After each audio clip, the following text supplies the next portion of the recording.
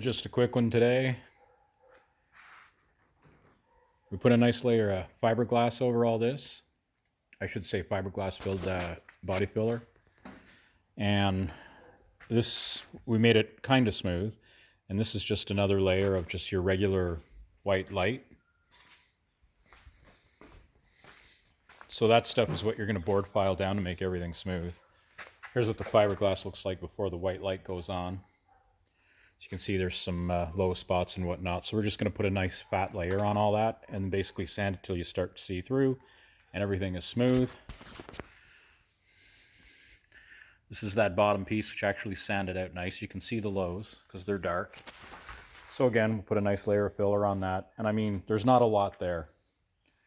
So keep that in mind. Once you sand it all off, this is what happens. Yeah, it's all over the floor. But anyway, this is what you got to do to make things nice and smooth and straight. We're going to put a little bit of filler there. That was just treated and primed, so we'll put a little bit of regular filler. We didn't need the fiberglass, you know, the short strand fiberglass filler on that. Here's actually pretty good, other than a few pinholes, and just to get a nice transition here. If I would have kept sanding, it would have been a little low. All up and around and down. Put a little thin layer there too. Coats everything. Just basically buys more time, right? So again, under here there's very little issue. We'll probably leave most of that alone. Fill in the little chips. Then take the rest, go across the top, and just fill it out like the other side.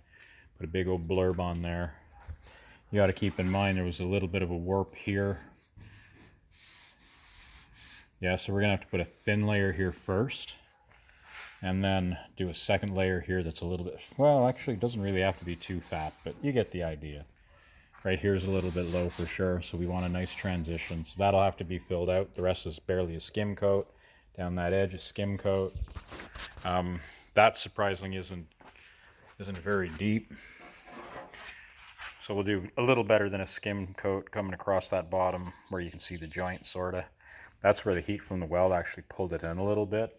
But I mean, we can hide all our welds in there, right? Which is nice.